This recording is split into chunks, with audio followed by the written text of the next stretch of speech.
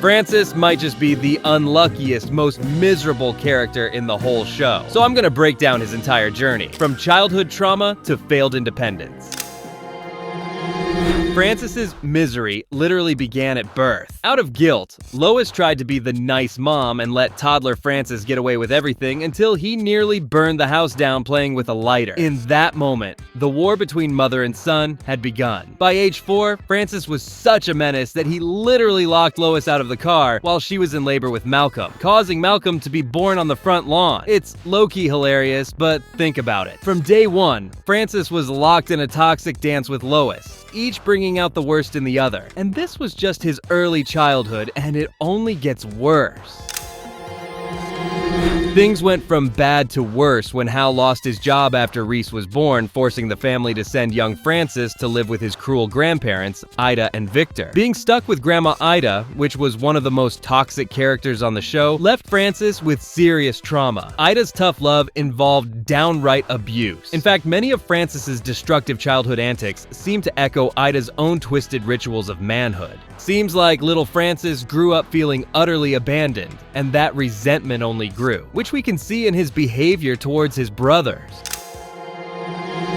When Francis finally came back home from Grandma's, he had a ton of pent-up anger, and he took it out on his little brothers. By his own later admission, Francis was a horrible brother to Reese and Malcolm. I was never like this with Reese and Malcolm. I treated them like crap.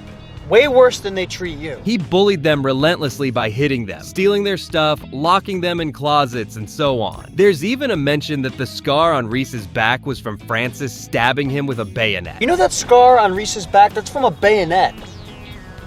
Where'd I even get a bayonet? The irony is Reese and Malcolm still adored Francis in a twisted way and looked up to him despite the torture. So whenever Francis swooped in from military school, his brothers treated him like a rock star. It's darkly comedic how the same guy who tormented them became their idol. Deep down though, Francis's cruelty came from his own pain. In one later episode, he confesses how badly he treated Reese and Malcolm and urges his youngest brother Dewey to break the cycle of abuse and be a better brother than he was. That moment shows there's some emotional depth under Francis's troublemaker facade. But before all of that, Lois's household had become a war zone thanks to Francis, and it only gets worse from here. Lois eventually hit her breaking point. Exhausted and desperate to save the rest of the family from Francis's chaos, she immediately sent him off to a military school, the Marlin Academy. I am warning you. If you get your nose pierced, you are going to military school, and I mean it. Hey, Mom. What's for dinner? The decision came after a laundry list of delinquency. We're talking getting arrested, igniting a car engine, racking up piercings after being told not to, and so on. If a rule existed, Francis broke it. So off to Alabama he went, to live under the strict watch of Commandant Spangler at Marlin Academy. Now military school could have been a chance for Francis to straighten out, but come on, this is Francis. Instead, he treated Marlin like just a new battlefield. He immediately earned a reputation as the Academy's biggest troublemaker by constantly breaking rules and inciting his fellow cadets to rebel. Spangler became Francis's new arch-nemesis and unlucky father figure. As Spangler himself later admits, disciplining Francis gave him a purpose in life. Despite all the punishment that followed, Francis never truly reformed. In fact, he developed a habit of forming absurdly intense friendships in short time. Through seasons 1 and 2, we see Francis continuously butting heads with Spangler. And right before leaving the academy, he accidentally cuts off Spangler's remaining hand with that sword. Careful, that's razor sharp.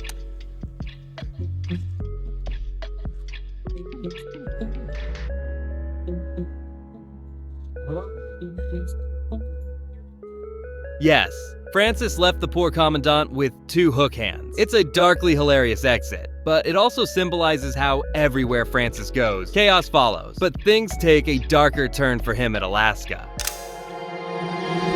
Newly emancipated and filled with spite, Francis set out to prove he could make it on his own. His buddy Eric had hyped a logging job in Alaska that paid $45 an hour, which was a fortune to a 17-year-old. In a cold rage, Lois refused to even speak to him as he prepared to leave. He came home and threw in her face that she was to blame for everything bad in his life. The silent treatment devastated Francis because he spent days begging her to yell at him again. When Lois finally broke and snapped at him, he unleashed all his pent-up resentment and stormed out to Alaska. This is what you get! This is what you get for the way you treated me! I'm going to Alaska, and you're going to be left without a son, and the horrible way you treated me is now a matter of public record. I treated you! We made sacrifice after sacrifice for you, and you've caused us nothing but pain! Francis hitchhiked thousands of miles, dreaming of big paychecks and sweet freedom, only to arrive in Alaska and get hit with harsh reality. Hey, what's going on? I thought you said The logging camp job was a scam. Instead of a high-paying logger gig, Francis and Eric were stuck doing menial chores for the real loggers and working in a run-down supply store run by the tyrannical Lavernia. Lavernia charged them for everything: food, rent, gear. So by payday, Francis would net maybe $6 a week. He had essentially traded one miserable boss for another. The one silver lining of Alaska was meeting Piyama, a tough local woman. Believe it or not, Francis fell in love and married Piyama after only 2 weeks of dating. She had a troubled past herself, and she'd even done time in jail, but she had her own place and food, which probably didn't hurt Francis's decision to rush into marriage. Piyama turned out to be as fiery as any Wilkerson by standing up to Lois and even kidnapping Lavernia's parrot at one point to blackmail their boss into treating Francis better. For a moment, it seemed Francis finally had a partner in crime who understood him. Francis and Piyama received a tiny settlement check and decided to get the heck out of Alaska. They even ditched Eric on the side of the road as payback for luring Francis into that dead-end job. At this point of his journey, he finally gets a glimpse of hope.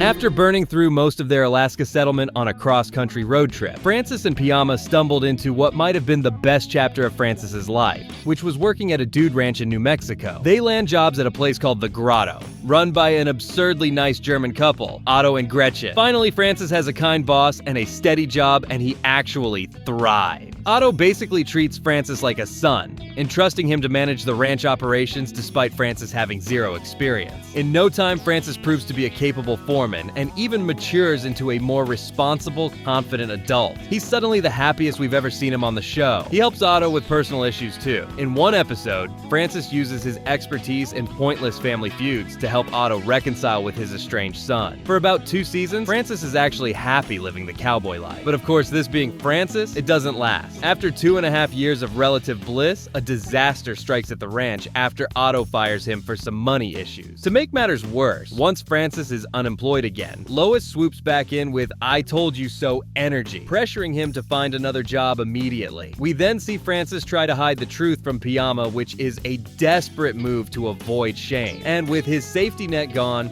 you can bet it only gets worse from here. After the ranch fiasco, Francis enters a full-on downward spiral. In the final seasons, he's back to drifting aimlessly jobless and depressed and living in a crappy apartment in New Mexico. By now, Francis is terrified of becoming the loser Lois always said he'd be. With no job and no direction, he basically gives up on himself. Perhaps the craziest low point is the episode AA. Francis decides that maybe he's an alcoholic, despite not actually drinking, just so he can blame another problem on his mom. He joins a sobriety group for an addiction he doesn't even have. At his 1-year sobriety celebration, all his AA friends take turns talking about how their awful childhoods were nothing compared to Francis's living hell with Lois. And this is my mother. She's real. When Lois and Francis confront each other, it all comes out. He fabricated the entire addiction story. Why? Because Francis always needs to blame someone for his unhappiness. The aftermath is brutal when Hal finally loses faith in Francis. He rips up Francis's loan application and tells him to go look in a mirror to find the real source of his problems. By this point, Francis has hit rock bottom emotionally. He's burned bridges, alienated loved ones, and still refuses to accept responsibility for his own life. It's tragic because we as fans know he's capable of better because we saw him grow at the ranch. But Francis's demons keep dragging him back down. After so many battles and screw-ups, Francis finally gets what he thought he wanted all along, which was Lois to apologize. I wasn't a good enough mother to you, and I'm sorry. You deserved a mother who was more patient and more caring, and it breaks my heart that you didn't get that mother. Thank you. Wow. Wow. Believe it or not, Lois at one point breaks down and says, I wasn't a good mother to you. I'm sorry. You'd expect fireworks, maybe even reconciliation. But what happens is that it leaves Francis completely empty. In the instant Lois sincerely apologizes, Francis realizes that all the rage and resentment he's clung to means nothing. His lifelong crusade, which was proving his mother wrong, turns out to be a hollow victory. After Lois's apology, Francis has no drive left. He falls into a listless depression, not caring about anything anymore. But then Hal discovers a secret that even Lois doesn't know, which I'll talk about in a minute. But it's pretty clear that he can't break free of the very thing that makes him miserable, because it's also the only thing that gives him a sense of identity.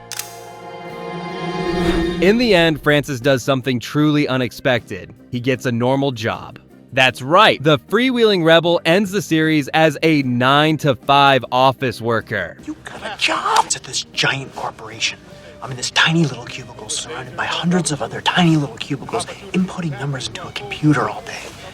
And I love it. In the finale, Hal discovers that Francis has secretly been working at a large corporation called Amerisys Industries for 2 months. This should be a triumphant moment where we see that Francis found stability and happiness on his own terms, proving he can be a responsible adult. But trust Francis to twist it into something dysfunctional. He deliberately hides his new job from Lois just so he can continue their fight. He knows if Lois finds out he's employed and doing exactly what she always wanted, she'll feel vindicated. And Francis cannot stand the thought of giving her that satisfaction. So he maintains the charade of unemployment, phoning Lois to complain about being a free spirit who refuses to be tied down. It's nice to see that Francis is happy and fulfilled, and he's still managing to feud with his mom. In his mind, he's finally won, because he found a way to live his life and keep irritating Lois at the same time. In my opinion, that makes Francis the most miserable character of all, unlike his brothers who each find some path or talent. Francis ends the series in a dark loop. He has no grand achievements or clear future dreams, but even he admits that just holding a job is a huge triumph for him. This tragic irony is why, hands down, Francis is the most miserable character in Malcolm in the Middle.